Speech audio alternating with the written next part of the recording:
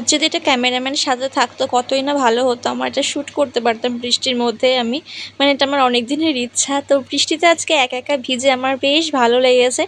আজকে আমার সাথে এটাই হয়েছে, চোখের সামনে ফুল বৃষ্টিটা আমি এনজয় করেছি একা একা। আমি ভাবছিলাম বৃষ্টিটা কমে যাওয়ার আগে হয়তো আমি বাড়ি চলে যেতে পারবো, আমি বেশ ভালো কাজ করছিলাম।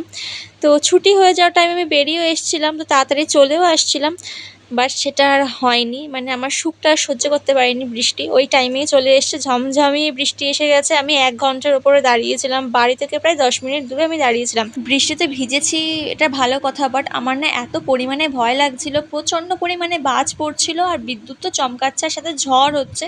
তো আমি অনেকক্ষণ দাঁড়িয়েছিলাম, আমার মা আমাকে বললো ভিজে তো গেছিস, এমনি তো চলে আয় ওর মধ্যে। আর আমারও আর ভালো লাগছিল না, কারণ 1 ঘন্টার ওপর হয়ে গেছে আমি দাঁড়িয়েছিলাম। তো বাড়ি এসে গেছিলাম, এসে আজকে রান্না করেছিল আমার ডিমের ঝোল, আর এই আমরা টকটা করেছিল, আমার ভালো লাগেনি কারণ এটা ভীষণ টক ছিল। আর বাবা অনেকটা জামরুল এনেছিল, খাওয়ার পরে আমি একটা, মা একটা খেয়েছিলাম।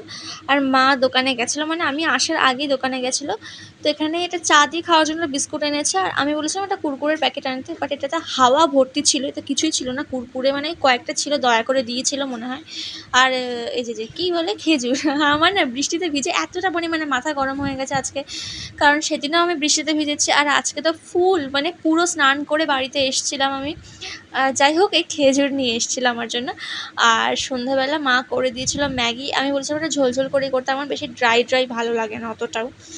তো এই খেয়েই আজকে আমার বৃষ্টির দিনে সারাটা দিন কেটে গেছে।